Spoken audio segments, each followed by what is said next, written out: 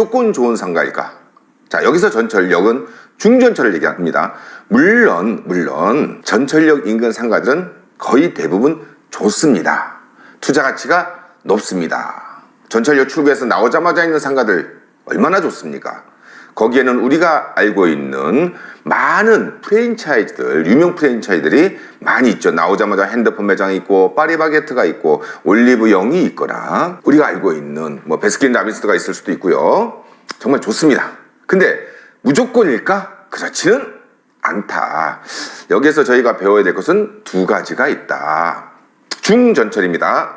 보통 이 중전철은 한 편성, 한 번 움직이는 편성이 4량에서 12량 정도 되고요. 한 량의 정원이 한 160명 정도 됩니다. 혼잡도를 100%로 봤을 때. 우리가 경전철은 두 칸, 세 칸을 합했을 때 150에서 200명 정도 했잖아요. 다 합했을 때. 그러니까 경전철은 인근 상권, 역세권 상권에 거의 도움이 안 된다. 왜? 수용 인원이 너무 작으니까. 자, 상권 형성에 도움이 당연히 됩니다. 다만 우리가 여기서 체크를 해야 될 것은 뭐가 있다? 빨대 효과라는 게 있습니다. 이 빨대 효과로 소비자가 다른 상권으로 이동하는 경우도 있다는 걸 염두에 두셔야 돼요. 자, 그럼 빨대 효과가 뭔데? 좀 이따 설명드릴게요. 일단 빨대 효과로 전철 노선이 새로 개통이 되면 소비자가 다른 상권으로 이동하는 경우도 있다. 그럼 우리는 어떻게 해야 돼? 우리 투자자는 이동하는 그 역세권 상가들을 하는 것이 아니고 소비자가 이동해 오는, 그러니까 빨대 효과에 의해서 흡수하는, 소비자들을 흡수하는 그 지역의 그 역세권의 상가를 투자할 것을 고려해야 되겠죠. 그 다음에 당연히 전철이 새로 생기거나 있으면 아파트나 토지 가격은 상승에는 크게 무조건 도움이 되죠.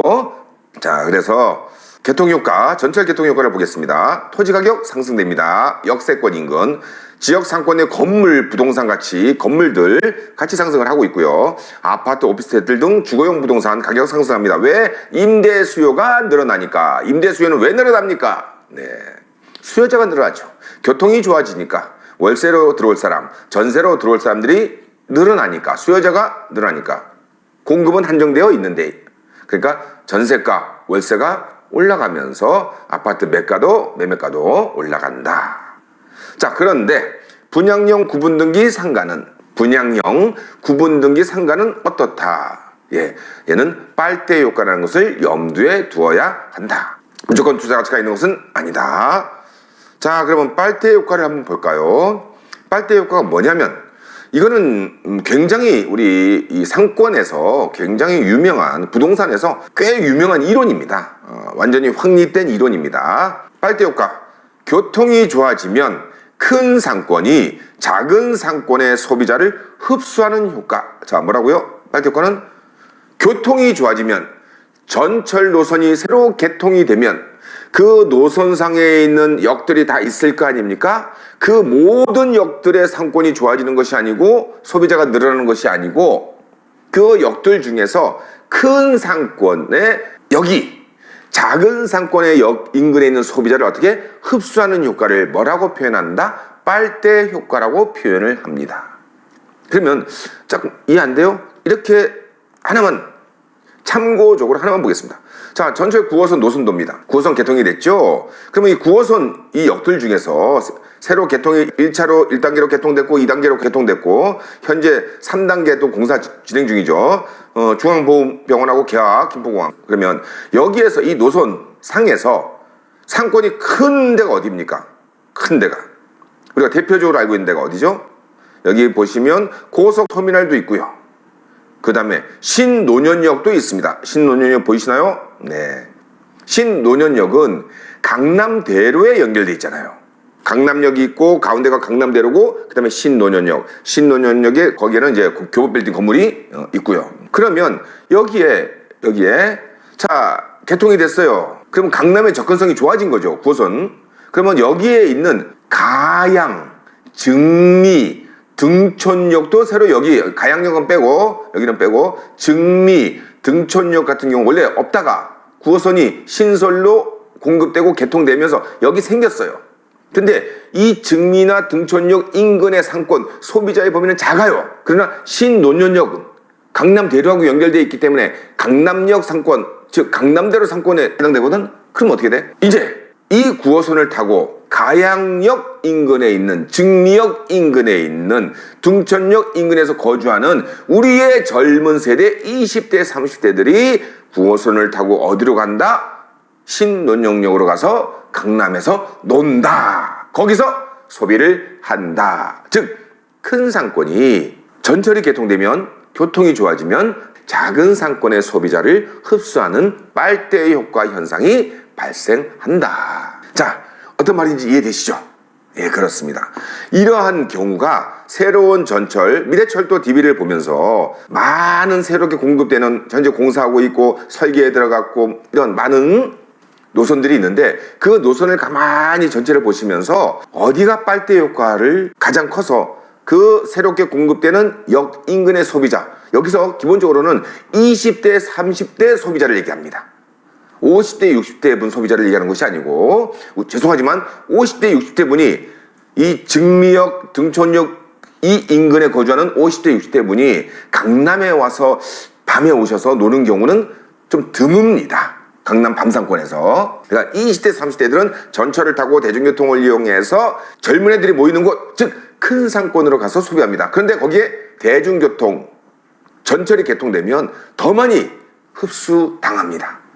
이해되셨죠? 네. 그래서 이거를 모든 노선을 제가 강의를 할 수 있는 것은 아니니까 샘플로 이렇게 강의를 드리면 여러분들 스스로 미래철도 DB를 보면서 관심 있는 노선을 보고 어디가 빨대 효과를 일으켜서 젊은 소비자를 흡수할 수 있는 곳이 어느 역세권인지 그런 거를 판단을 하시고 그 인근의 상가를 투자하는 것을 고려를 해봐야 한다. 이렇게 말씀을 드릴 수 있고요. 하나만 더 말씀드리겠습니다. 요거는 7호선인데 상동역으로 인한 상권 이동 됐습니다.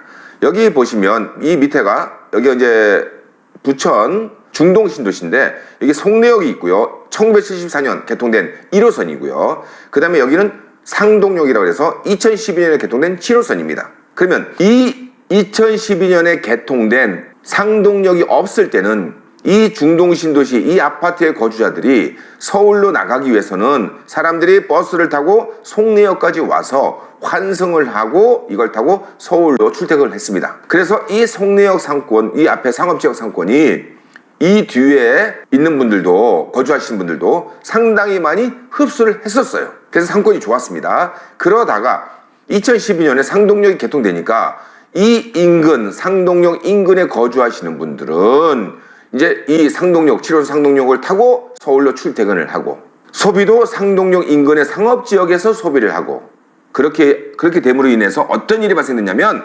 송내역 상권이 가까운 거리에 새로운 노선이 개통이 되니까 상권의 범위, 소비자의 범위가 줄어들었습니다. 어떤 건지 이해되십니까?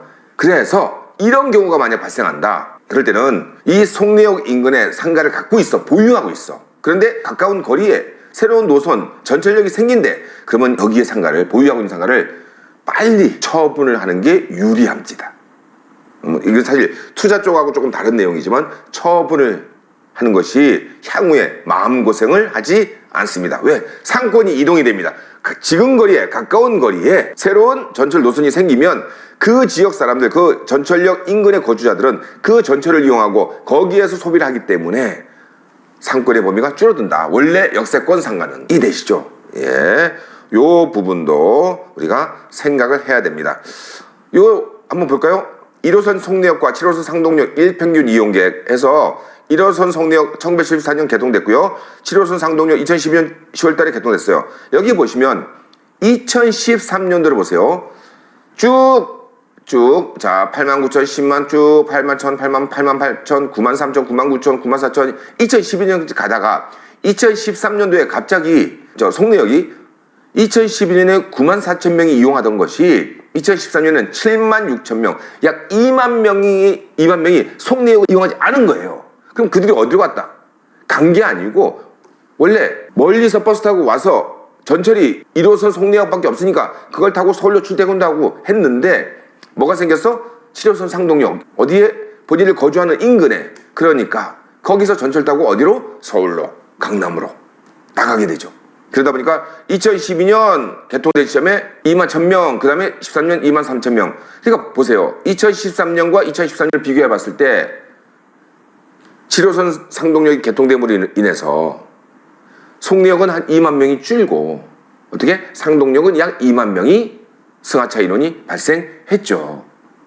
그러면 어떻게 송내역 상권은 그만큼 어떻게 돼요? 소비자의 범위가 줄어드는 겁니다. 이해되시죠? 네. 그래서 지금 이번 시간 강의 제목이 주제가 전철역 인근 상가는 무조건 좋은 상가일까? 기본적으로 당연히 좋은 상가 맞다. 그러나 우리가 상가를 투자할 때는 빨대 효과라는 것도 신경 써야 된다. 고려해야 된다. 그 노선상에서 어느 역세권 상가가 소비자를 땡기는 데인지 어느 역세권은 소비자를 뺏기는지 흡수당하는지 이런 것을 판단을 해야 된다. 두 번째는 역세권에 내가 상가를 소유하고 있는데 지금 거리에 또 새로운 노선이 생기고 여기 생기면 소비자를 그만큼 뺏긴다. 그럴 때는 처분을 하는 것을 고려해야 한다. 100%는 아닙니다. 항상. 예. 자, 이번 강의는 전철역 인근 상가는 무조건 좋은 상가일까? 무조건은 아니다.